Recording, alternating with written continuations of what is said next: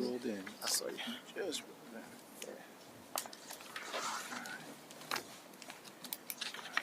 I think we could probably go ahead and get started, and if James comes in, that's fine too.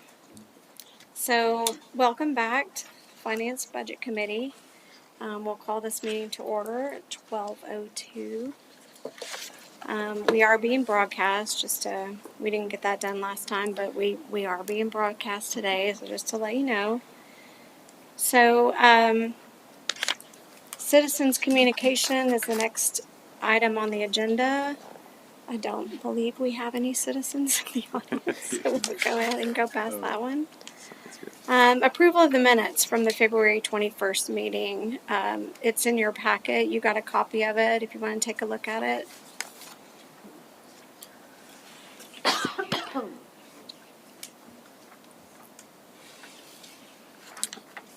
Seems pretty straightforward. Do we need a motion? Yes. Okay. I make a motion to approve the minutes from the last meeting. Suppose I'll second. Aye. All in favor? All right. Aye. Aye. Aye. Okay. All opposed? None. Well, our topic today is going to be about property tax and the tax rate. A little bit about how that relates to the budget. So I will go ahead and get started with that.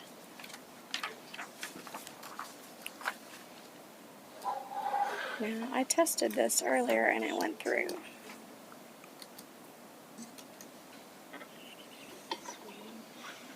I don't know.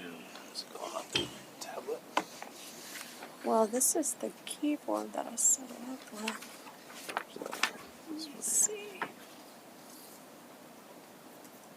Okay, now we're gonna. It just went to sleep, I think.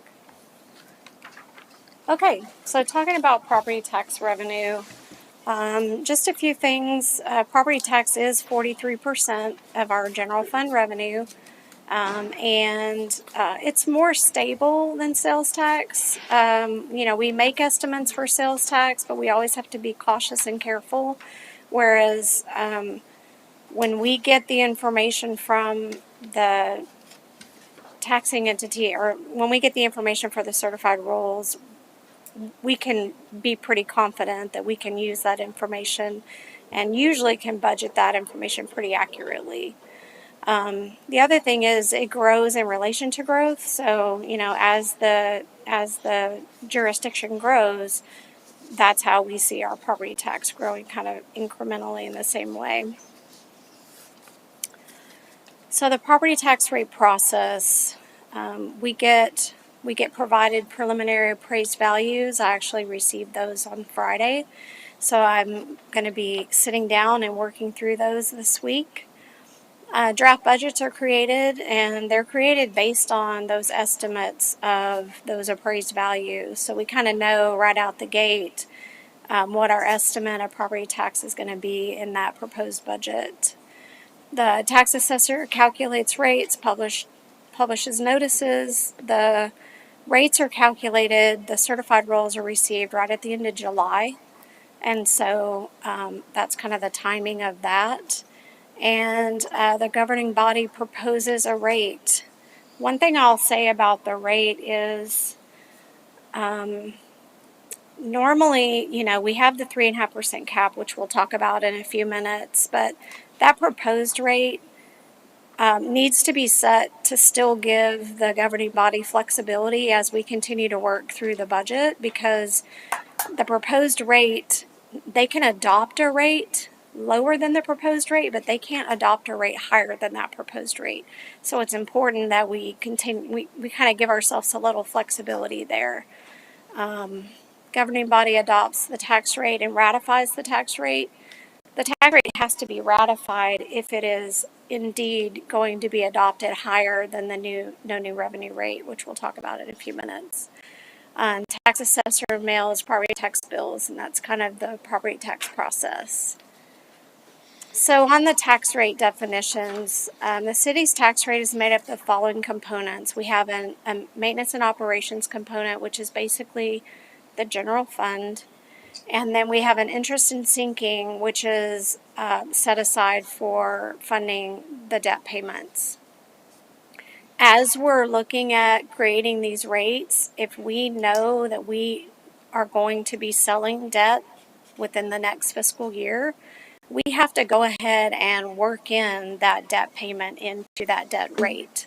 And the only way we can do that is actually have requested a debt schedule from our financial advisor so that we can plug that debt into that rate calculation. And so we want to be thinking about those, it may not be on our debt schedule today, but we know it's going to be on our debt schedule. We have to go ahead and work that in.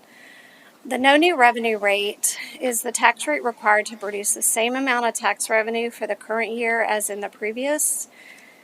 I will tell you that that sounds real easy, but it's really not, and it's because there's other factors that go into that particular rate calculation, and those factors are case, court law, settlement of protests, and court settlements. And so all of those settlements factor into the calculation of that no new revenue rate. Also exemptions. So if a property, was or wasn't exempt in the prior year and now it is exempt for that year, all of those things go into that calculation. And then there's also refunds. And so when properties have received refunds, we have to capture that. And so it seems simple to say same property both years, but there are a lot of things that go into that calculation. The voter approval rate is the maximum rate allowed by law without voter approval. And it is where the 3.5% factors in. And so, everybody hears about the 3.5%. The calculation includes an increase in the prior year M&O, no new revenue rate, plus the amount necessary to cover debt service. So the 3.5% is only applied to the M&O portion of the rate. The debt rate is outside of that. And so just keep that in mind when we talk about the 3.5%. And the unused increment, I have looked back. I don't believe the city has any unused increment, but it's basically the amount of the rate. Let's say each year you don't go up to the 3.5%. So you're coming in below that 3.5%, where you're allowed to carry that unused increment along with you. And you can add it in, and you don't get penalized. Let's say in a couple of years you go over the 3.5%. Well, if you're using some of that incremental rate, then you're allowed to do that. So that's a very simplistic way of explaining the unused increment. Any questions about any of the different types of rates or?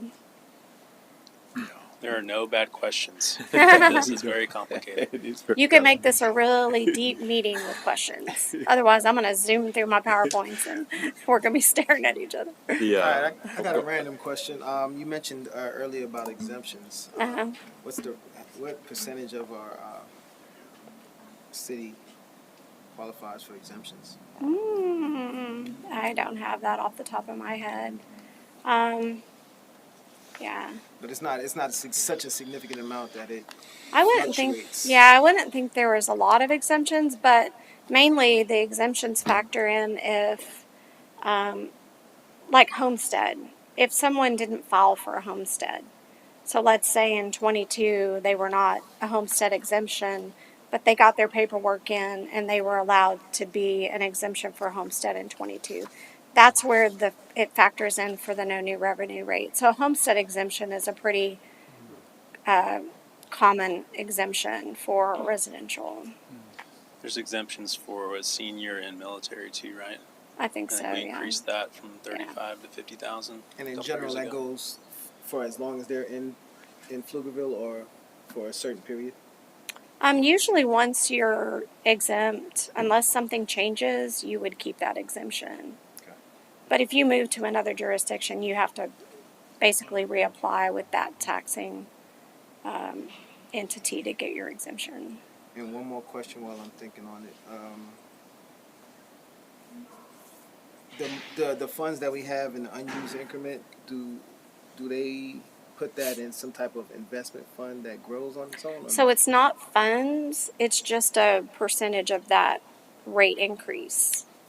And I don't believe that Pflugerville has any unused increment. I went back and looked at the tax calculation from last year, and it didn't show any.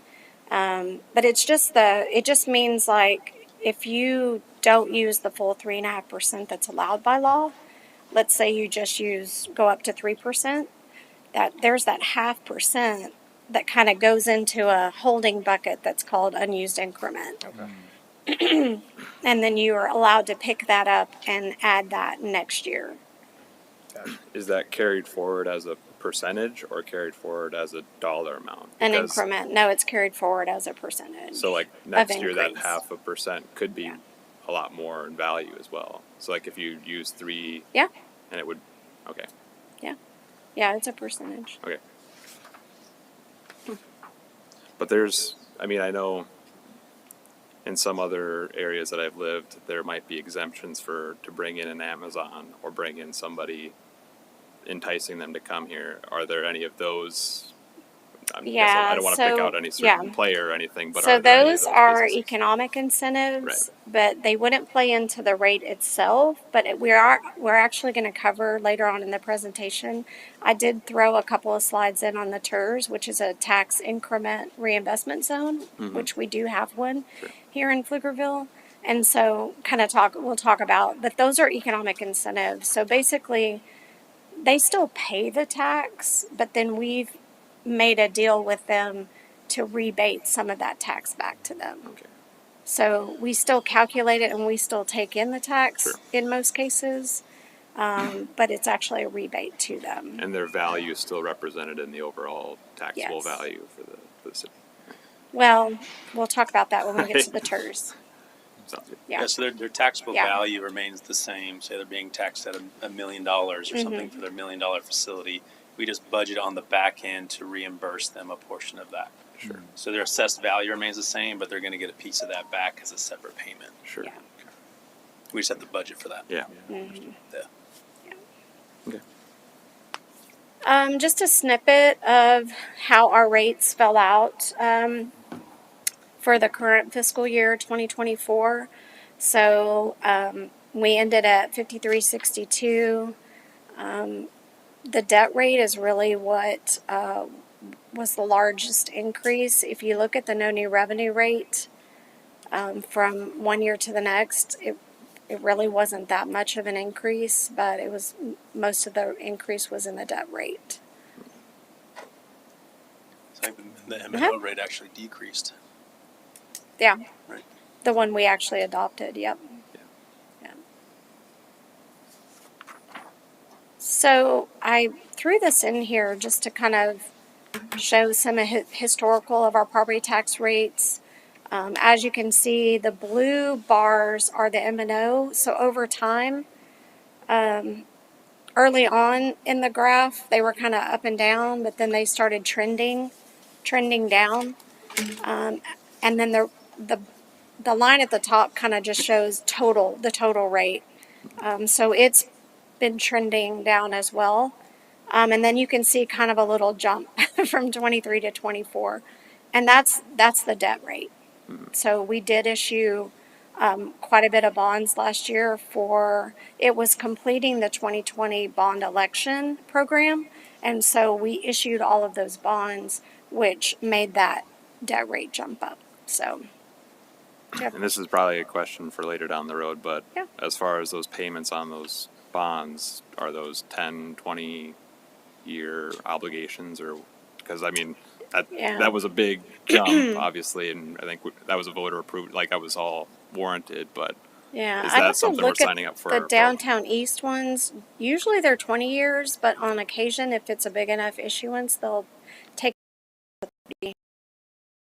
I mean, at least a pretty high green bar per se for the next several years. Yeah, unless there is some debt falling off, Sure. which usually the financial advisor who assists us with our debt portion and our bond issuances, usually they'll try to lay out our debt to where it doesn't like jump around. I mean, obviously, if we sell enough bonds at one time, it's going to go up. But they're also looking at what's dropping off. Right. And so I could have taken this out further. Maybe in a future meeting, we can kind of look at like what is the projected Right. going forward, and is that trending down or is it kind of flat? Yeah, that would be good. Like generally speaking, we're not expecting that to go like this. Yeah, We're not no. expecting it to go straight up. It's kind of Flat. should hopefully kind of Keeping- taper off. Yeah. Should flatten out at this point. And then here's just a little bit different way of looking at it. The orange bars are our assessed value as we go along. And obviously, we know we're in growth mode. We know our assessed value is continuing to go up. But how that relates to the tax rate itself. And so, you know, we do see it trending down as values are going up until we get to that last year. And we know that's the debt rate, not the M&O rate. So, any questions on that? So looking at new value, so in relation to that 3.5% that we talked about earlier, one thing that doesn't have to be factored in when we are getting to that 3.5% is new valuations. And so the legislature, when they passed SB2, they allow us to gain our new value, and they don't ding us for being in a growth mode, which we appreciate. So as you can see for fiscal 23, we had a good amount of new value. Dipped down a little bit for fiscal 24, but the preliminaries are showing that it's back up again. And so that will be a player when we are, start laying out our tax rates.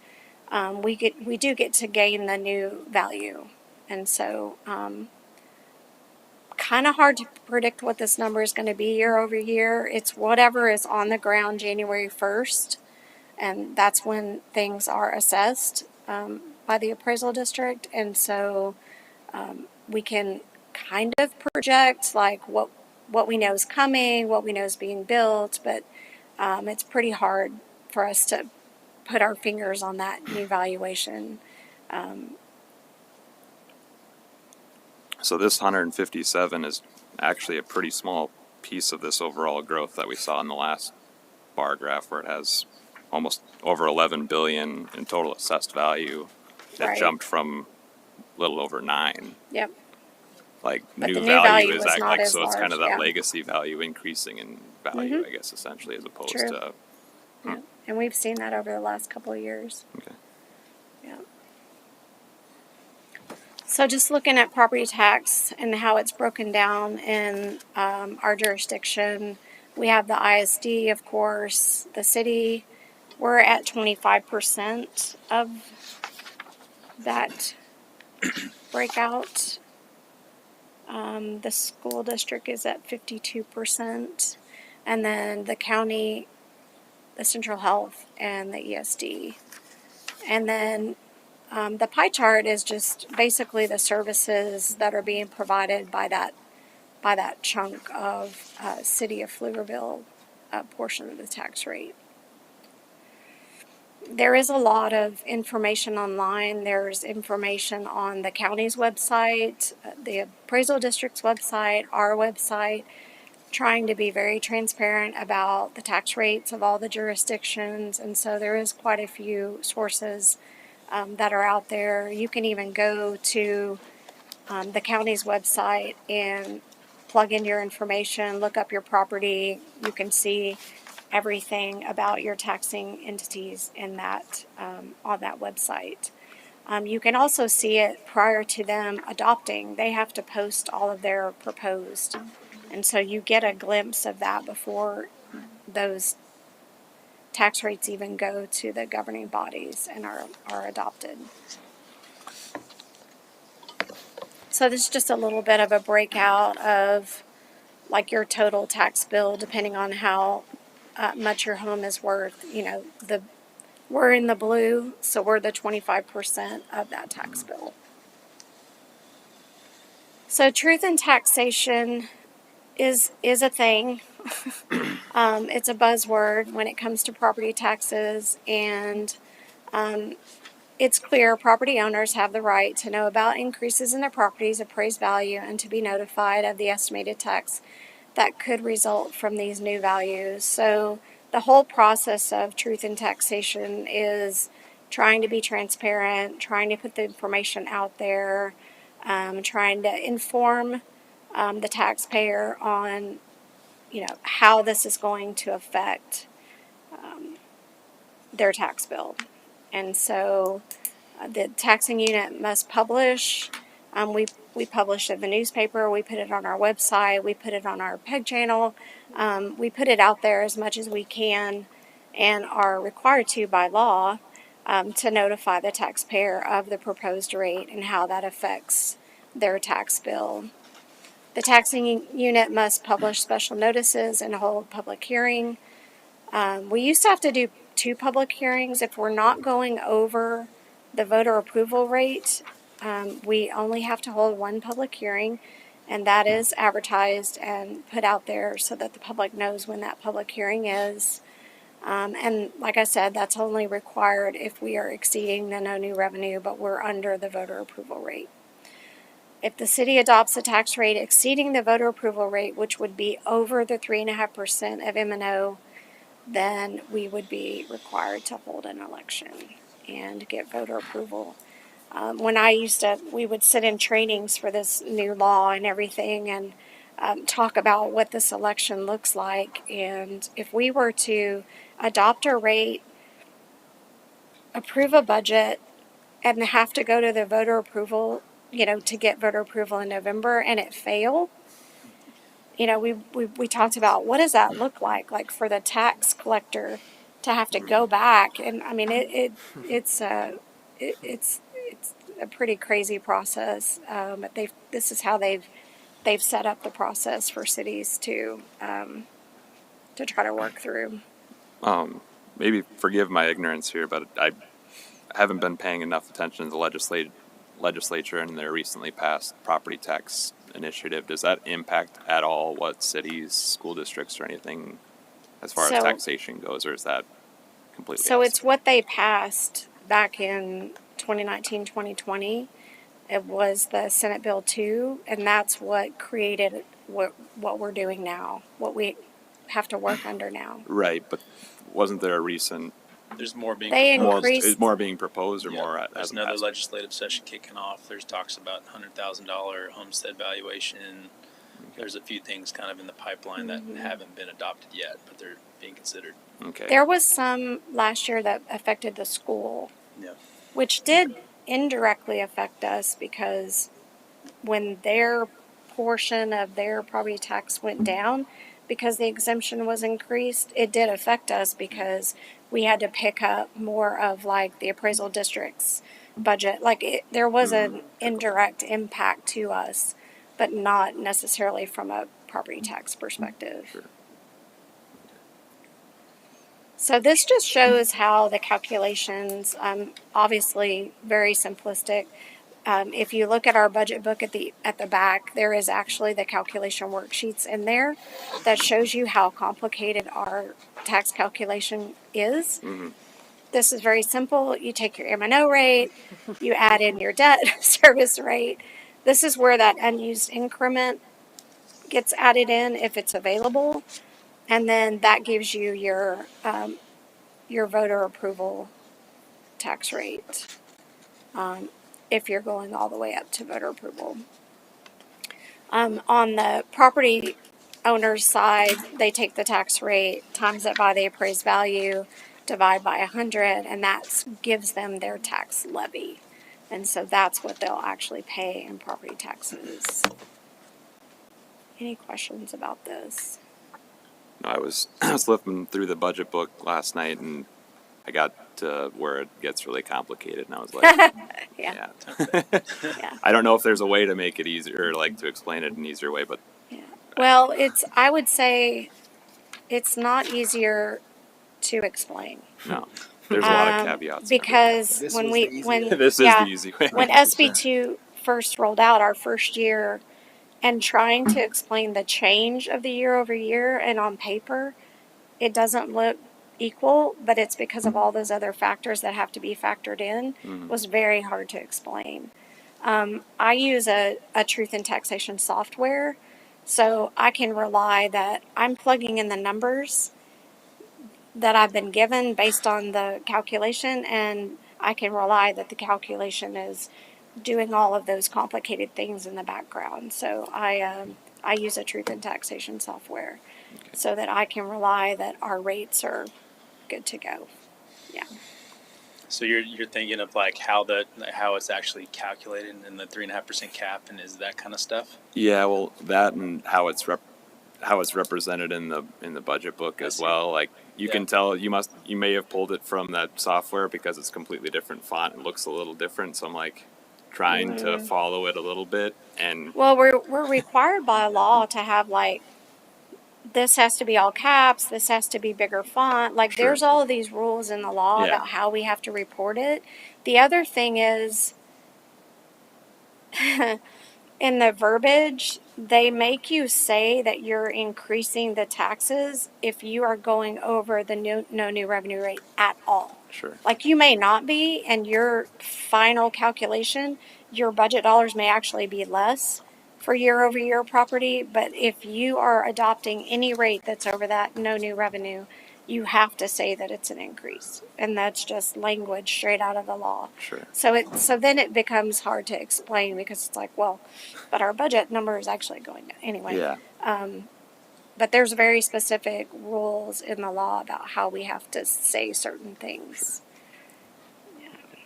So the TERS, like you brought up the economic development earlier, and the tax increment reinvestment zone is one of those topics.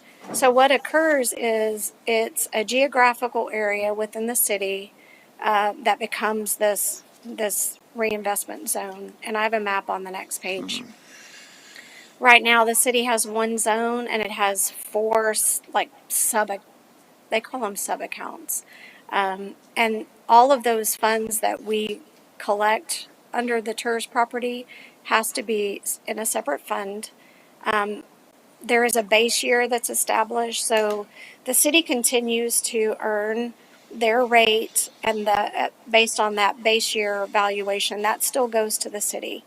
But anything that is developed after that base year is established, all of that incremental tax value that is created is going to now be part of the TERS, and it goes into the TERS fund. And so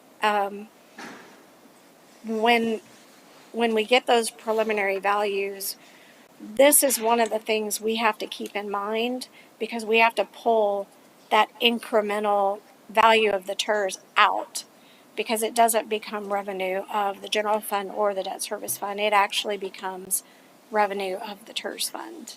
And so this is the one economic development tool that we have that does affect that property tax base, that value that we calculate our rates against.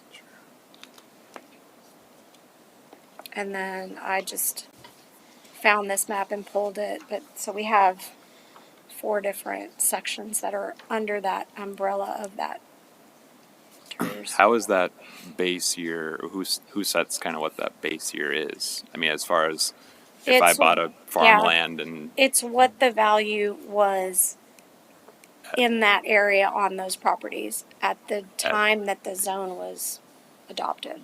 Yep. Okay. So you'd want to buy the land and then establish the TERS before you built anything on it. right, Yeah. Because you're realizing that property's now value went from 1 million to 10 million. And you want to capture that 9 million difference and make sure that revenue is used to start making payments on that. right, So just kind of earmarks it for that specific project. Yeah.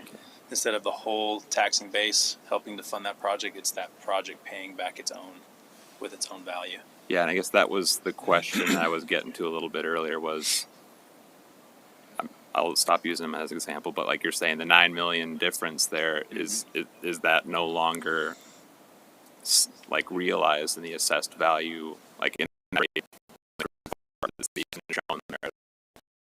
It's in that number. It is in that number. Okay, I've actually I was just wondering within the last couple of days, maybe on that chart in the budget book, that we peel that TERS out so that we can see that value separately from the TERS growth, because they are two different pieces, because one value is being factored into the M&O and the INS, whereas the TERS is truly peeled out and separate. Yeah, because I was, not to sound nerdy, but I was going through last night and assessing the new rate against the assessed value, and I think it was pretty close. That's why I couldn't tell if it was Yeah. taken out or not, or getting to my question of even Yeah. if it is in there.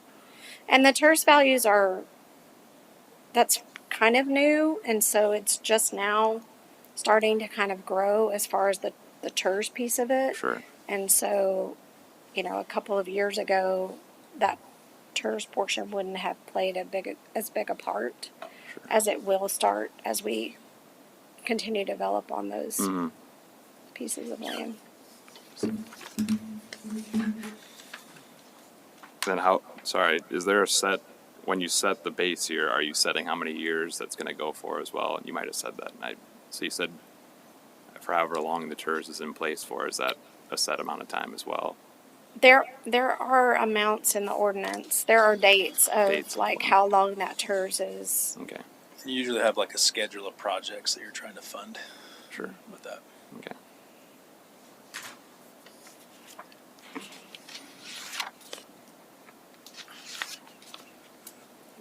Make sure I didn't skip any of my notes.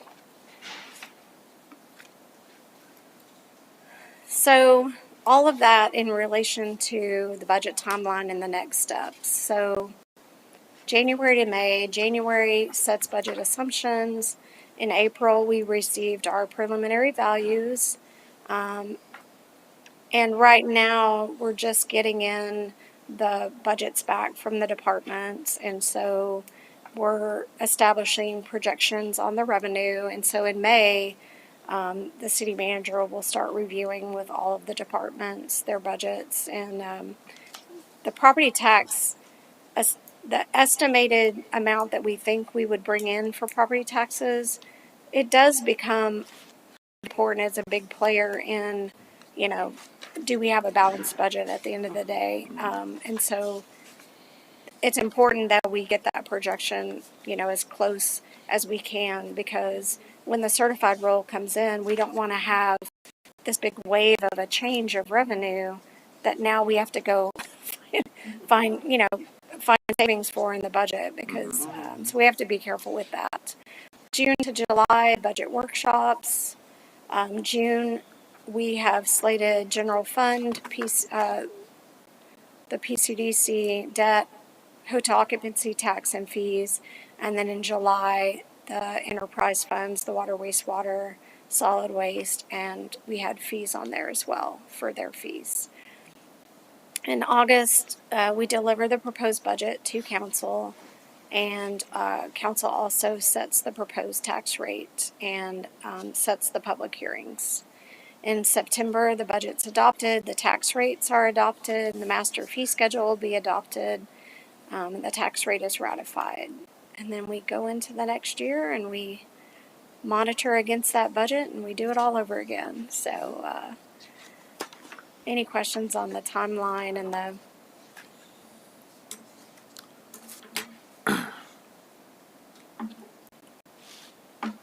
I guess, and you mentioned our next meeting is, I think, as June 5th. Is that right?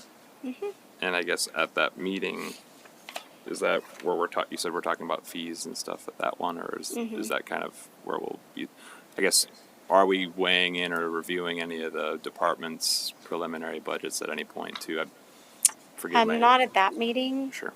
I believe the idea was to, the proposed budget will be brought to you, but also you as a board being involved in the workshops that council will go through in June and July. Yeah, it looks like there's a couple, June 11th and July 9th. Okay. There are some workshops in, I want to say, August. Do you have the calendar? there's also some workshops in August, I believe, that you would want to attend and listen to that will actually be going over the proposed budget because they get it on August 1st. Yeah. And so once they have that in their hands, there are workshops after that. That So August or June, July? June, July is like workshops to discuss. They don't have the budget yet. It's really just to discuss what we're seeing, what's been submitted, kind of like we're giving them bigger picture information to get feedback from them because all of that information goes into or is considered as we build the proposed budget. Am I saying that? Yeah, it's really trying to get that preliminary feedback before we hand them a budget. Yeah. It's like a Kind prep of say, here are time. the general trends, sales taxes trending up or down, Yeah. property taxes up or down. We need to look at significant cuts, or we have room to do some special things. Yeah. It's not going to be the latter this year. It's going to be a pretty tight year. So it's kind of seeking that feedback of what are their priorities in the year, and then we'll try to give them a budget that reflects that as best we can.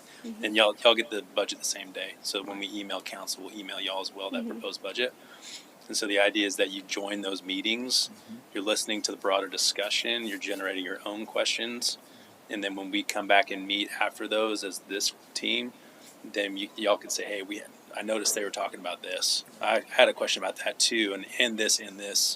That way you kind of get exposure to some of the questions and perspectives of that body that may trigger some different questions within you to bring back to this group. Then you're in a better position to make a recommendation on the budget. You've heard their questions answered, you get your questions answered, then you can say thumbs up, thumbs down, or we recommend the budget, but maybe consider this and this, or something like that. And so our August 7th meeting, we will do a presentation of the budget and talk about recommendations. And so that's your August 7th meeting. Okay.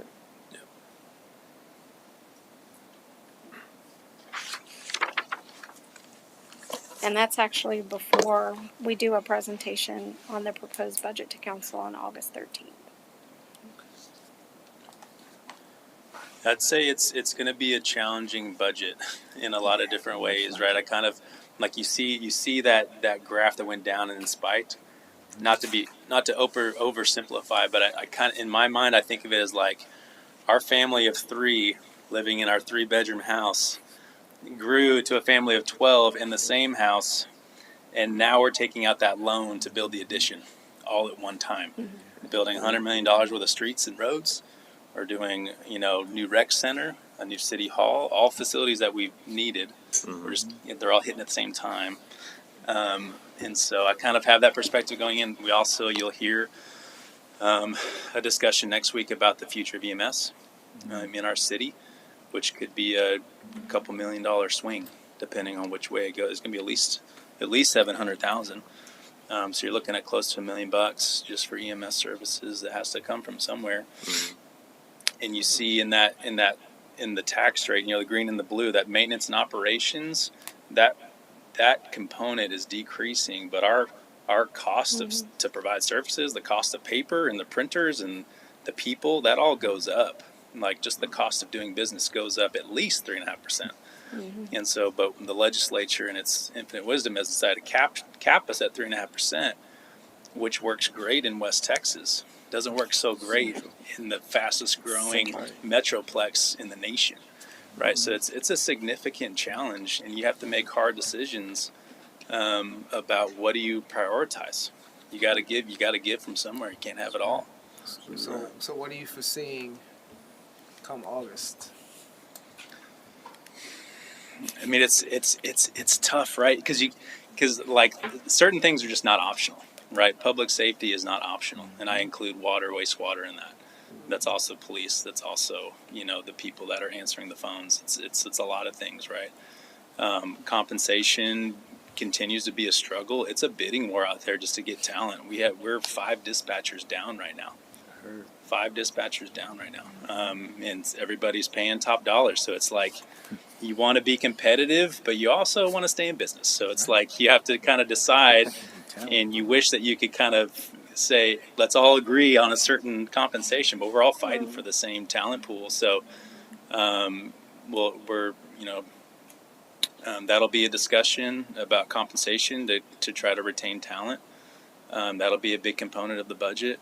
But you think about, we'd love to put more money into the library, into parks, into all these things that are in some people's minds optional, but in some people's minds are essential. And you have to have that discussion of like, do we fund more of this? Do we fund more of that? Do we do one playground or three? Those sorts of discussions kind of bubble up to the surface.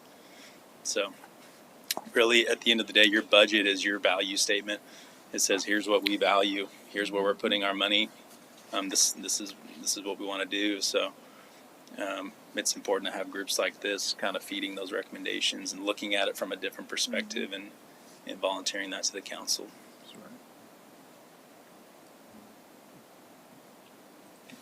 So, yes, the next agenda item, discuss it regarding future agenda items.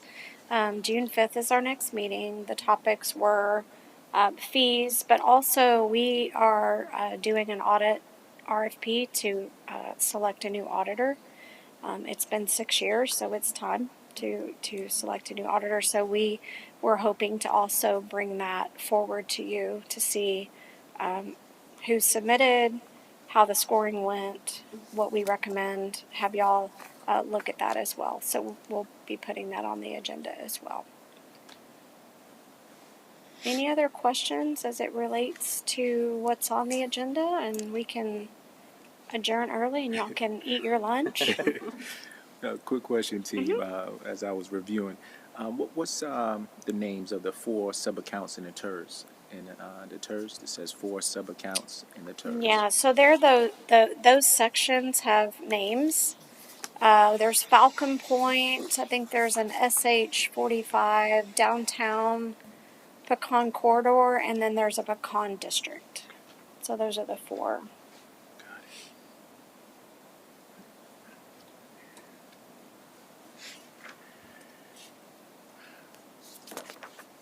I know it's complex, team, but just in cogent general terms, how is the total tax levy distributed typically in public services? You know what I mean? Because municipality and communities go hand in hand. And I was just curious about that as far as the total tax levy, just as far as how it's distributed as far as public services. So these are the numbers that were pulled for 2023, but they probably are, they don't really change that much. So 40% was debt service. Public safety was 17%. Okay. Is that on your slide? Uh-huh. It's not up there. Yeah, it's in my notes. Administrative services is 15, which includes administrative services includes finance, IT, communicate, like it includes all the internal services. Public works is 12%. Community services, which is like library and parks, is 9%, and development services is 7%. So that's kind of the right now the rate is split. The debt portion of the rate is a little more than 50% of the total rate. So I think it's at like 52%. So 48% of the rate is your M&O component. Makes sense. Thank you for the Yeah, a bigger and bigger portion is their debt. It's funding projects. Yeah. That's a bigger portion of it. A lot of cities, about half of their budget will be public safety, police and fire. As we know, we don't have fire that is paid for out of our tax rate, so it's about closer to 20% for police. If we had fire, it'd be closer to 45, 50. Yeah, I get it. But so that's why those percentages may look a little bit different than our neighbors. Yeah. But you are seeing, I guess, comparable peer cities taking on more and more debt to fund. I mean, especially around our area, it seems like every city's growing, having to fund those expansions. So Yeah, I'd say particularly on the utility side and transportation, absolutely. Yeah, roads continue to be a struggle. Some areas are regionalized for water, wastewater stuff. We're not. debt that's carried on utility, and that's why we've seen those increase. And you'll see that trend continue for the next few years. But yeah, certainly, I'm seeing neighboring cities have recently adopted higher rates for their utilities. They're in the same buying. We're all buying water from the same source for the most part. We're getting it out of the Colorado River. Some people have wells. We have a mixture, but we're all buying for the same water, and we're all feeling that pinch. I would say it's been a consistent trend that communities deferred maintenance. So now all that deferred maintenance is catching up with them, and they're having to, sell debt or to try to keep up with maintaining. Usually it's streets. And drainage and. Yeah, I have learned probably more than I ever thought I would just about the utility side in recent years, because it's hard because people are like, well, why are rates going up so much? And you can't compare the two. It's apples and engines, like they're completely different. For example, when we're building our wastewater treatment plant, we have to drill pilings down 70, 90 feet before we hit bedrock. In Round Rock, you go down like 10 feet. And so they can, just that cost alone of the foundation work for a similar facility can double the cost. It's so hard to compare proximity to wells, proximity to the water source. Yeah. We're doubling our pipeline that's 15 miles long. We got a 15-mile long pipeline that's going from here south to tie into the river, and all the land acquisition that comes in between. It's so hard to compare on the utility side. Yeah. But I think on the general fund side, we're very comparable to our peers. We're all growing like crazy, trying to expand roads, trying to provide services, trying to hire good people. It's all the same. I just had lunch with city managers from around the region a couple of days ago, in fact, and I was bending their ear about hey, what are you doing with compensation? He's like, we can't keep up. Can y'all stop? We're like, can y'all stop? So it's like, we're all fighting for the same talent pool too. Good questions. All right, I'm all good. When's our next meeting? June 5th. June 5th. So if that is all the questions, would anyone like to make a motion to adjourn? Motion to adjourn. Second. Nice. In favor. All right. Adjourned. Thank you. Appreciate it.